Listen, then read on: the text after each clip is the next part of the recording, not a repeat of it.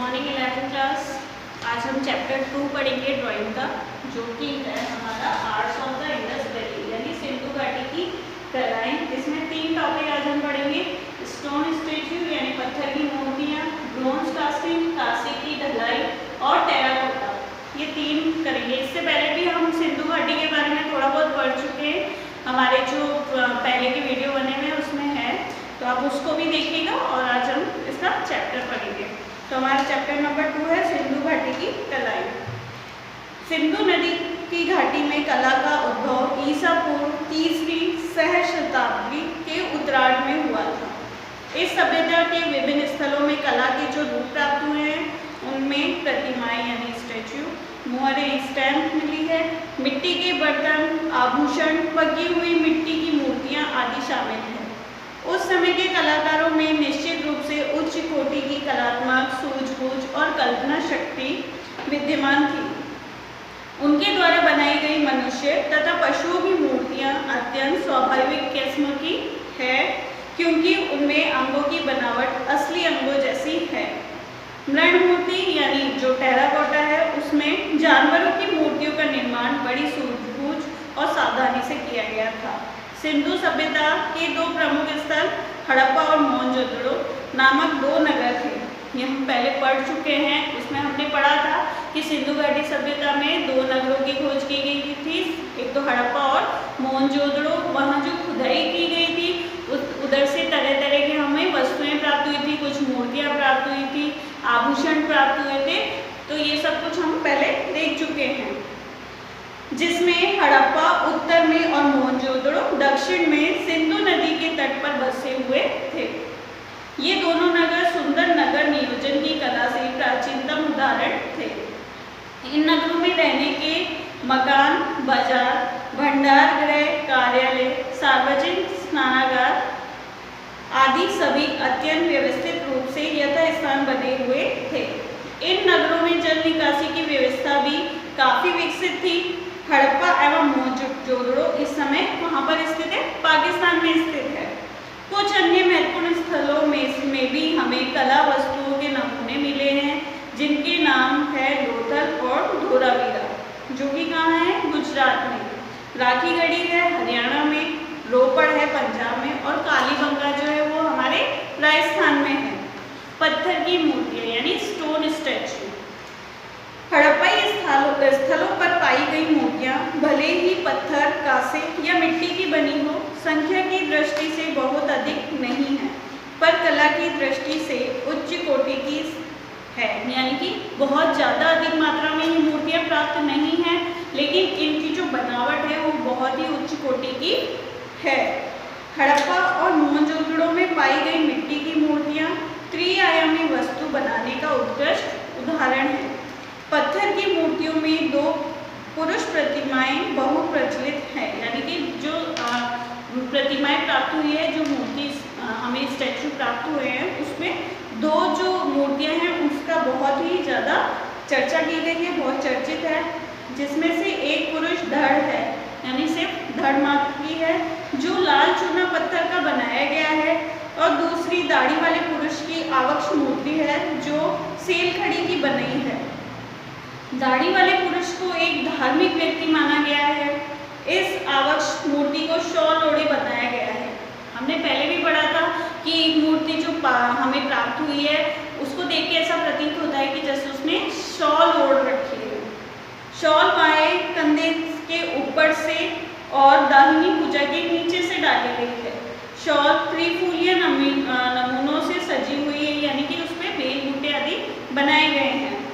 कुछ आंखें कुछ लंबी और आधी बंद दिखाई गई है, यानी कि आंखों को जो बनाया गया है लंबा बनाया गया है और आधा ही खुला हुआ बनाया गया है। मानो वह पुरुष ध्यान अवस्थित हो, यानी कि उस पुरुष की जो मूर्ति प्राप्त हुई है उसको देख के ऐसा लगता है जैसे वो ध्यान में बैठा हो, ईश्वर की आराधना कर रहा हो। नाक सुंदर बनी है और होठ कुछ आगे निकले हुए हैं, जिसकी बीच की रेखा, यानी कि होठों की जो बीच की रेखा बनाई गई है वो गहरी है। दाढ़ी,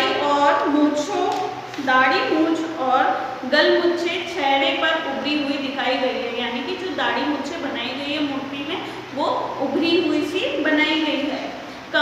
सीप जैसे दिखाई देते हैं और उनके बीच में छेद है। बालों को बीच की मांग के द्वारा दो हिस्सों में बांटा गया है और सिर के चारों ओर एक सादा बना हुआ फीता बंधा हुआ दिखाया गया है।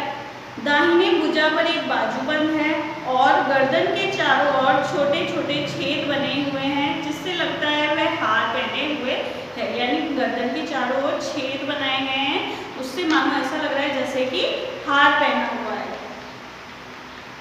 आज भी कई भागों में कांसे की ढलाई की इस तकनीक से इस प्रकार कार्य करने की परंपरा चलती आई है। यानी हम अब पढ़ेंगे कांसे की ढलाई। हड़प्पा के लोग कांसे की ढलाई बड़े पैमाने पे करते थे, यानी कि उस समय में कांसे की जो ढलाई की जाती थी वो बहुत अधिक की जाती थी। इस काम में वे प्रवीण थे। इनकी कांस्य मूर्तियां कांसे को ढालकर बनाई जाती थी। इस तकनीक के अंतर्गत सर्वप्रथम मोम की एक प्रतिमा या मूर्ति बनाई जाती थी। यानी कि पहले किस चीज की मूर्ति बनाई जाती थी? मोम की। इसे चिकनी मिट्टी से पूरी तरह लीपकर सूखने के लिए छोड़ दिया जाता था। जब वह पूरी तरह सूख जाती थी तो उसे गर्म किया जाता था और उसके मिट्टी के आवरण में एक छोटा सा छेद बनाकर उस छेद के रास्ते सारा पिघला हुआ मोम बाहर निकाल दिया जाता था, जिसके बाद चिकनी मिट्टी में के खाली साँचे में उसी छेद के रास्ते पिघली हुई धातु भर दी जाती थी। जब वह धातु ठंडी होकर ठोस हो जाती थी तो चिकनी मिट्टी के आवरण को हटा दिया जाता था। कांसे में मनुष्यों और जानवर दोनों की ही मूर्तियां बनाई गई है। मानव मूर्तियों का सर्वोत्तम नमूना है एक लड़की की मूर्ति, जिसे नर्तकी के रूप में जाना जाता है। कांसे की बनी हुई जानवरों की मूर्तियों में भैंस, बकरी की मूर्तियां विशेष रूप से उल्लेखनीय है। भैंस का सिर और कमर ऊंची उठी हुई है और सींग फैले हुए हैं। सिंधु सभ्यता के सभी केंद्रों में कांसे की ढलाई का काम बहुतायत में होता था।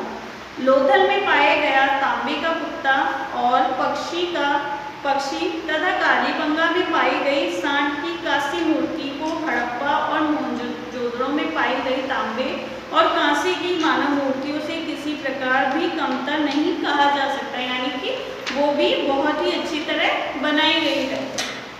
टेराकोटा। सिंधु घाटी के लोग मिट्टी की मूर्तियों भी बनाते थे, लेकिन पत्थर और कांसे की मूर्तियां जितनी बढ़िया नहीं होती थी। यानी कि पत्थर और जो कांसे की मूर्ति थी वो ज़्यादा अच्छी बनाई जाती थी। सिंधु घाटी की मूर्तियों में मातृ देवी की प्रतिमाएं अधिक उल्लेखनीय हैं। कालीबंगा और लोथल में पाई गई नारी मूर्तियां हड़प्पा और मोहनजोदड़ो में पाई गई मातृ देवी की मूर्तियों से बहुत ही अलग तरह की है। मिट्टी की मूर्तियों में कुछ दाढ़ी मूछे वाले ऐसे पुरुषों की भी छोटी छोटी मूर्तियां पाई गई है, जिनके बाल बुझे हुए हैं, जो एकदम सीधे खड़े हुए हैं, टांगे थोड़ी चौड़ी है और भुजाएं शरीर के समानांतर नीचे की ओर लटकी हुई है। ठीक ऐसे ही मुद्रा में मूर्तियां बार बार पाई गई, जिससे ये प्रतीत होता है ये किसी देवता की मूर्ति है। एक सींग वाले देवता का मिट्टी का बना मुखौटा भी प्राप्त हुआ है। इसके अलावा मिट्टी की बनी पहिएदार गाड़ियाँ, छकड़े, सीटियाँ, पशु पक्षियों की आकृतियाँ, खेलने के पासे, गीटियाँ, चक्रिका भी मिली है। मुद्राएं यानी मोहरे। पुरातत्वविदों को हजारों की संख्या में मुद्राएं मिली है, जो आमतौर पर सेल खड़ी और कभी कभी गोमेद, चमक पत्थर, तांबा, कांस्य और मिट्टी से बनाई गई थी। उन पर एक सींग वाले सांड, गेंडा, बाघ, हाथी, जंगली भैंसा, बकरा, भैंसा आदि पशुओं की सुंदर आकृतियां बनी हुई थी। यानी कि जो मोहरे थी उनके ऊपर कई जानवरों के चित्र बने हुए थे। इन आकृतियों को प्रदर्शित विभिन्न स्वाभाविक मनोभावों की अभिव्यक्ति विशेष रूप से उल्लेखनीय है। इन मुद्राओं को तैयार करने का उद्देश्य मुख्यतः वाणिज्यिक था।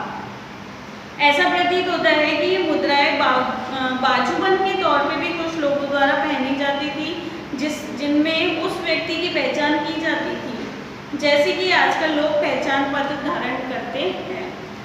हड़प्पा की मानक मुद्रा 2x2 इंच की वर्गाकार पट्टियाँ होती थी जो आमतौर पर सेठड़ी से बनाई जाती थी। प्रत्येक मुद्रा में एक चित्रात्मक लिपि खुदी हुई होती थी जो अभी तक पढ़ी नहीं जा सकी, यानी कि जो लिपि से लिखा गया है उसको आज तक भी पढ़ा नहीं जा सका है। कुछ मुद्राएं हाथी दांत की भी पाई जाती थी। मुद्राओं के डिजाइन अलग प्रकार से होते थे, पर अधिकांश में कोई जानवर जैसे कि कुबड़दार या बिना कुबड़ वाला सांड, हाथी, बाघ, बकरे और दैत्याकार जानवर बने होते हैं। उनमें कहीं कहीं पेड़ों पर और मानवों की आकृतियां भी बनी पाई गई है। इनमें सबसे अधिक उल्लेखनीय एक ऐसी मुद्रा है जिसके केंद्र में एक मानव आकृति और उसके चारों और कई जानवर बने हुए हैं। इस मुद्रा को भी विद्वानों द्वारा पशुपति मुद्रा कहा जाता है। इसका आकार है आधे से 2 इंच तक के वर्ग या आयत के रूप में, जबकि कुछ अन्य इसे किसी देवी की आकृति मानते हैं। इस मुद्रा में एक मानव आकृति पालथी मारकर बैठी हुई दिखाई गई है। इस मानव आकृति के दाहिने और एक हाथ में एक बाघ है, जबकि बाईं ओर एक गैंडा और भैंसा दिखाए गए हैं। इन पशुओं के अलावा स्टूल के नीचे 2 बारहसिंगे हैं। इस तरह की मुद्राएं 2500 से 1900 ईस्वी पूर्व की है और ये सिंधु घाटी के प्राचीन नगर मोहनजोदड़ो जैसे अनेक पुरस्थलों पर बड़ी संख्या में पाई गई है। इनकी सतहों पर मानव और पशु आकृतियां उत्कीर्ण हैं। इन मुद्राओं के अलावा तांबे की वर्गाकार या आयताकार पट्टियां पाई गई हैं, जिनमें एक और मानव आकृति और दूसरी ओर कोई अभिलेख अथवा दोनों और ही कोई अभिलेख है। इन पट्टियों पर आकृतियां और अभिलेख किसी नोकदार औजार से सावधानीपूर्वक काटकर अंकित किए गए हैं। ऐसा प्रतीत होता है कि ये ताम्र पट्टियां बाजूबंद की तरह भुजा पर बांधी जाती थी। मुद्राओं पर अंकित अभिलेख हर मामले में अलग अलग किस्म के होते थे, मगर इन ताम्र पट्टियों पर अंकित अभिलेख उन पशुओं से ही संबद्ध थे जो उन पर चित्रित किए गए थे। मृतबाण, यानी कि इन पुरस्थलों पर बड़ी संख्या से प्राप्त मृतबाण यानी मिट्टी के बर्तन की शक्ल सूरत तथा उन्हें बनाने की शैलियों से हमें तत्कालीन डिजाइनों के विभिन्न रूपों तथा विषयों का पता चलता है। सिंधु घाटी में पाए गए मिट्टी के बर्तन अधिकतर कुम्हार की चाक पर बनाए गए बर्तन हैं, हाथ से बनाए गए बर्तन नहीं है। इसमें रंग किए हुए बर्तन कम और सादे बर्तन अधिक हैं। ये सादे बर्तन आमतौर पर लाल चिकनी मिट्टी के बने हुए हैं। इसमें से कुछ पर सुंदर लाल या स्लेटी लेप लगी हुई है। कुछ घुंडीदार पात्र हैं जो घुंडियों की पंक्तियों से सजे हैं। काले रंगीन बर्तनों पर लाल लेप की एक सुंदर परत है, जिस पर चमकीले काले रंग से ज्यामितीय आकृतियां और पशुओं के डिजाइन बने हैं। बहुरंगी भान रंग बहुत कम पाए गए हैं। इनमें मुख्यतः छोटे छोटे कलश शामिल हैं, जिन पर लाल, काले और हरे, कभी कभार सफेद तथा पीले रंगों से ज्यामितीय आकृतियां बनी हुई है। उत्कीर्ण बर्तनों भी बहुत कम पाए गए हैं। जो पाए गए हैं उनमें उत्कीर्ण की सजावट पेंदे पर और बलि स्तंभ पर तस्तरियों तक ही सीमित है। छिद्रित पात्रों में एक बड़ा छिद्र बर्तन के तल पर और छोटे छेद उनकी दीवार पर सर्वत्र पाए गए हैं। ऐसे बर्तन शायद पेय पदार्थों को छानने के काम में लाए जाते थे। घरेलू कामकाज के लिए प्रयोग किए जाने वाले मिट्टी के बर्तन अनेक रूपों तथा आकारों में पाए गए हैं। सीधे और कोणीय रूपों वाले बर्तन अपवाद के तौर पर भले ही मिले हों, पर लगभग सभी बर्तनों में सुंदर मोड़ पाए गए हैं। छोटे छोटे पात्र जो अधिकतर आधी इंच से भी कम ऊंचाई वाले हैं, खासतौर पर इतने अधिक सुंदर बने हैं कि कोई भी दर्शक उनकी प्रशंसा किए बिना नहीं रहता है। अब इसका जो नेक्स्ट टॉपिक है आभूषण, वो देखते हैं। हड़प्पा के पुरुषों और स्त्रियों अपने आप को तरह तरह के आभूषणों से सजाते थे। ये गहने बहुमूल्य धातु और रत्नों से लेकर हड्डी और पकी हुई मिट्टियों तक के बने हुए थे। यानी कि ये जो आभूषण बनाए गए थे वो बड़े अच्छे रत्नों और धातुओं के भी होते थे, लेकिन अगर जानवरों की हड्डियों और मिट्टी के भी बने हुए होते थे। गले के हार, फीते, बाजूबंद और अंगूठियाँ आमतौर पर पुरुषों और स्त्रियों दोनों के द्वारा समान रूप से पहनी जाती थी, पर करधनियाँ, बूंदे और पैरों के कड़े या पैजनियाँ स्त्री ही पहना करती थी। मोहनजोदड़ो और लोथल से ढेरों गहने मिले हैं, जिसमें सोने और मूल्यवान नगों के हार, तांबे के कड़े और मनके, सोने के कुंडल, बूंदे, झुमके और शीर्ष आभूषण, लटकने और बटने और सेलखड़ी के मनके तथा बहुमूल्य रत्न शामिल है। सभी आभूषणों को सुंदर ढंग से बनाया गया है। ये ध्यान देने वाली बात है कि हरियाणा के फरमानापुरा स्थल पर एक कब्रिस्तान पाया गया है, जहाँ शवों को गहनों के साथ दफनाया गया है। यानी कि हरियाणा में एक स्थान है फरमाना, वो वहाँ पर एक कब्रिस्तान मिला है। वहाँ पे जो खुदाई की गई, वहाँ जो शव प्राप्त हुए उनके साथ गहने भी प्राप्त हुए। इससे पता चलता है कि उस समय जो शव दफनाए जाते थे वो गहनों के साथ ही दफनाए जाते थे। चहूदड़ो और लोथल में पाई गई कार्यशालाओं से पता चलता है कि मनके बनाने का उद्योग काफ़ी अधिक विकसित था। सबके मनके जो कॉर्नियल, जमुनिया, सूर्यकांत, स्फटिक, कांचमणि, सेलखड़ी, फिरोजा, लाजवर्क मणि आदि के बने होते थे। इसके अलावा तांबा, कांसा और सोने जैसी धातुएं और शंख, सीपियाँ और पकी मिट्टी के भी मनके बनाने के काम आती थी। मनके तरह तरह के रूप और आकार के होते थे। कोई तश्तरी नुमा, बेलनाकार, गोल या ढोलाकार होता था, तो कोई कई खंडों में विभाजित होता था। कुछ मनके 2 या अधिक पत्थरों से जोड़ के बने होते थे। कुछ पत्थर पर सोने का आवरण चढ़ा हुआ होता था। कुछ को काटकर या रंगकर सुंदर बनाया जाता था, तो कुछ में तरह तरह के नमूने खुदे होते थे। मनकों के निर्माण में अत्यधिक तकनीकी कुशलता का प्रयोग दर्शाया गया है।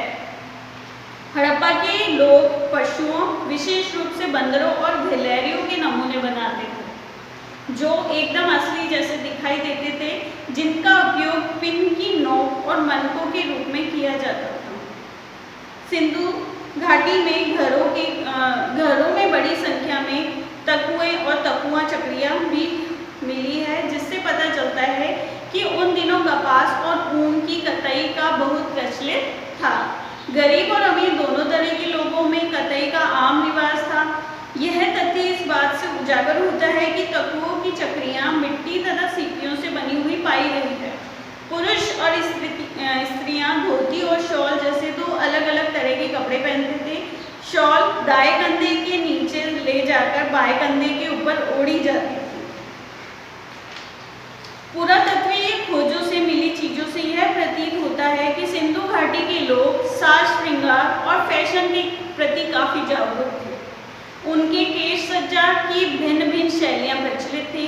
पुरुष दाढ़ी मूछें भी रखते थे। स्त्रियां सुंदर दिखने के लिए सिंदूर, काजल, लाली का प्रयोग करती थी और चेहरे पर लेप लगाती थी। धोलावीरा के पत्थरों के ढांचों के अनेक अवशेष मिले हैं, जिनसे ये प्रकट होता है कि सिंधु घाटी के लोग अपने घरों आदि के निर्माण में पत्थर का प्रयोग करते थे।